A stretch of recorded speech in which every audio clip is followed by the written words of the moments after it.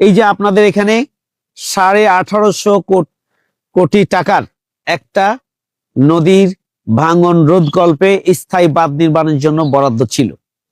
এই বরাদ্দটা অন্তর্বর্তীকালীন সরকার আসার পরে আমরা বারবার যোগাযোগ করেছি, তাদের কাছে ফান্ড না থাকার কারণে তারা প্রথমত 650 কোটি টাকার একটা কাজ অগ্রাধিকারের ভিত্তিতে করার জন্য তারা সিদ্ধান্ত নিয়েছিল।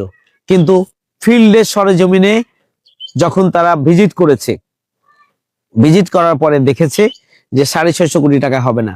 এখন প্রায় 950 কোটি টাকা একটা বাজেট অনুমোদিত হয়েছে।